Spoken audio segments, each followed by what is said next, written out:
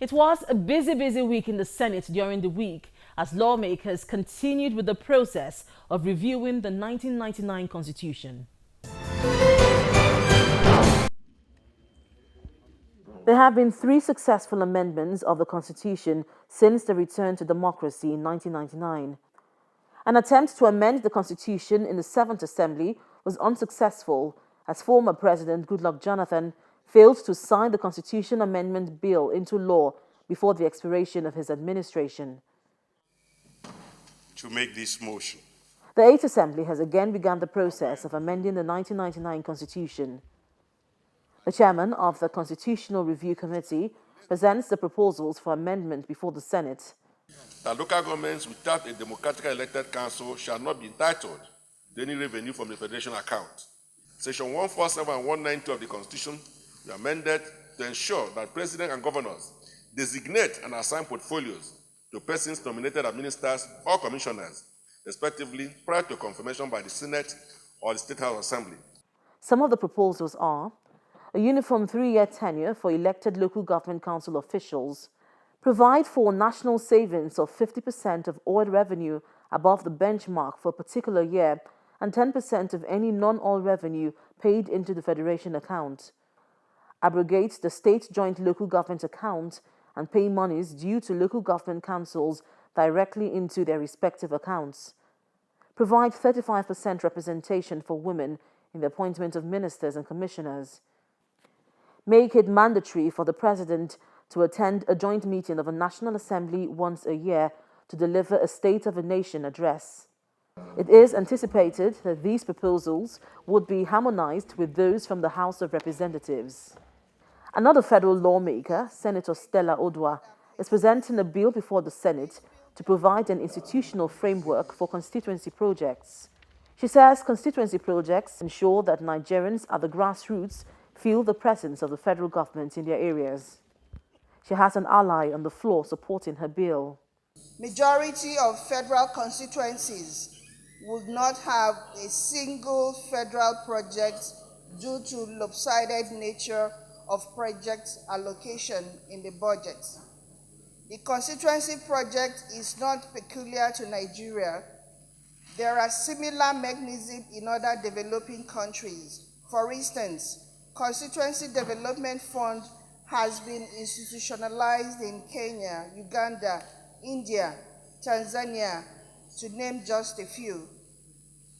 Instead of vilifying the National Assembly on constituency projects, we really ought to advocate for institutionalized framework for implementation of constituency projects, as it is the case in Kenya and other places. This bill, therefore, is an attempt at providing both institutional and legislative framework for the operation of constituency projects in Nigeria, thereby making it part of our national budget.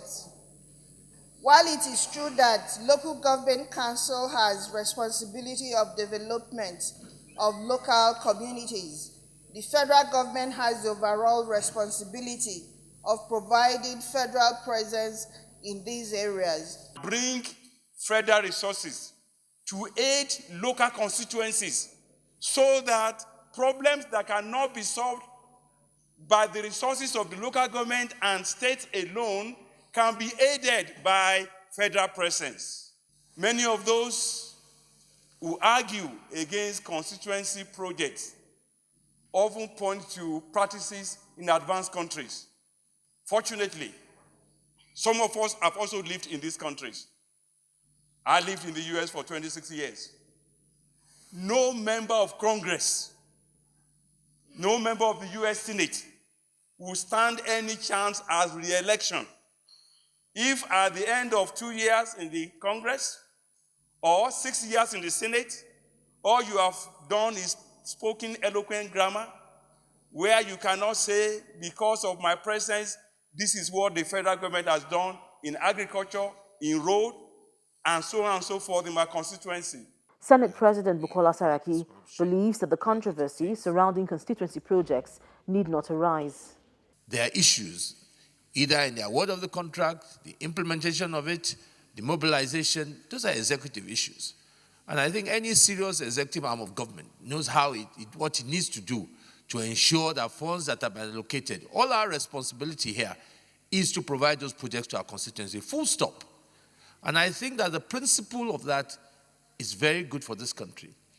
Those that are worried about it, we should focus our time on the supervision to ensure that those projects, and that is not our responsibility here, and squarely rest on the area of the executive arm. So I think when this bill goes to the committee level, it's important that the framework for the implementation that ensures transparency, ensures that there's no room for corruption, and ensures that the right thing is done is important. I think we should not, because of that, kill the spirit of what those constituency projects do. So I thank Senator Stella, and I hope those who are here will ensure that this is properly reported in the responsibility of which it is, and not downplay this to play to the gallery. The debate on constituency projects may not abate for some time, as many Nigerians take the view that it has become a conduit pipe for self-enrichment.